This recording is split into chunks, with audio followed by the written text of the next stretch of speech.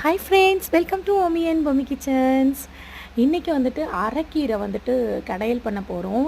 ஒரு வாரமாகவே சொல்லிகிட்ருக்கேன், கீரை தேவைப்படுது எனக்கு, வாங்கிட்டு வாங்கன்னு சொல்லிட்டு வாங்கிட்டு வரவே இல்லை. அதுக்கப்புறம் நானே கடத்தேருக்கு போய் பருப்பு கீரை அரைக்கீரைன்னு எல்லாத்தையுமே கட்டுப்பிடிச்சிட்டு வந்துட்டேன்.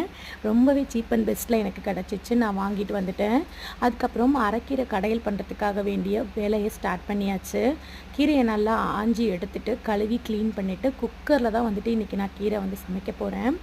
எப்பயுமே பார்த்திங்கன்னா குக்கரில் செஞ்சோன்னா நமக்கு சீக்கிரமாக வேலை முடிஞ்சிருது. அதனால தான் கீரைக்கு தேவையான வெங்காயம், தக்காளி, பூண்டு, பருப்பு, தண்ணி எல்லாமே சேர்த்தாச்சு. இதில் பார்த்திங்கன்னா பச்சை மிளகாவை நான் அப்படியே சேர்த்துக்கிறவே மாட்டேன். ஏன்னா பச்சையாக வந்துட்டு கீரையும் இருக்கிறதால வேண்டி பச்சை மிளகா சேர்த்து கடைஞ்சி எடுத்துருவோம் நம்ம. அப்புறம் ரொம்ப காரமாக போயிடும். காஞ்ச மிளகா தான் வந்துட்டு இதில் நான் சேர்ப்பேன். வதக்கும் போது வேணால் சேர்த்துக்கலாம் அப்படின்னு சொல்லிட்டு விட்டாச்சு.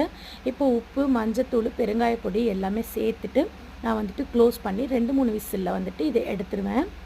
இதுக்கு நடுவில் நம்ம சாதமும் வடிச்சாகணும். இதுக்கு தொட்டுக்க பார்த்திங்கன்னா எறா வந்துட்டு ரெடி பண்ணிடலாம் அப்படின்னு சொல்லிட்டு அது எல்லாமே ஆஞ்சி ரெடியாக வச்சுருக்காங்க.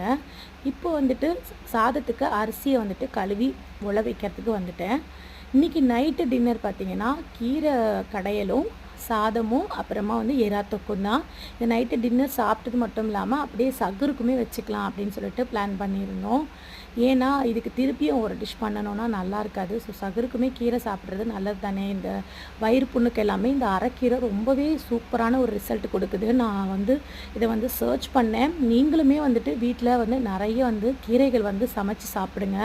நார்மலாக எப்பயும் போல் நம்ம கறி, மீன் இது மட்டுமே சாப்பிட்டுட்டு இருக்கிறத விட இந்த மாதிரி வாரத்துக்கு 2 முறையாவது இந்த கீரை வகைகளை நம்ம எடுத்துக்கிறது ரொம்பவே நல்லது. அரைக்கீரை பார்த்திங்கன்னா வயிறு புண்ணை எல்லாமே வந்துட்டு கிளியர் பண்ணி கொடுத்துடும். இது வந்து சின்ன குழந்தைங்களுக்கு கூட நம்ம சாப்பிட கொடுக்கலாம். அந்த அளவுக்கு செரிமானம் ஆகக்கூடியதாக இருக்கும். அதனால் நீங்களுமே வந்துட்டு வீட்டில் வந்து ரெடி பண்ணி கொடுங்க. ஒரு வழியாக அரைக்கீரையும் வந்து ரெடி பண்ணியாச்சு. அதுக்கப்புறமா வந்துட்டு எறா வந்துட்டு க்ளீன் பண்ணுறதுக்கு வந்துட்டேன். எறால வந்துட்டு பார்த்திங்கன்னா சின்ன சின்ன அந்த இதெல்லாம் இருக்கும் இல்லையா, அதெல்லாம் வந்துட்டு எடுத்துகிட்டு அந்த பிளாக் கலர் இருக்கிறதுலாம் எனக்கு அப்படியே போட்டு செய்ய பிடிக்காது. ஸோ அதை ஒரு அரை மணி நேரம் கால் கடுக்க நின்று ஃபுல்லாக வந்துட்டு க்ளீன் பண்ணி எடுத்துட்டேன். அதுக்கப்புறமா மஞ்சத்தூள் போட்டு ஊற வச்சுட்டு வந்தாச்சு. அதுக்கப்புறம் எறா தொக்கு செய்கிறதுக்கு வெங்காயம், தக்காளி, இஞ்சி பூண்டு பேஸ்ட்டு, மசாலா எல்லாமே சேர்த்து ரெடி பண்ணுறதுக்கு வந்துட்டேன். இது பார்த்திங்கன்னா உங்களுக்கு நார்மலாகவே செஞ்சோம்னாலே உங்களுக்கு டேஸ்ட்டு சூப்பராகவே இருக்கும். இதில் வந்து எக்ஸ்ட்ரா மசாலாலாம் எதுவுமே நான் ஆட் பண்ணலை.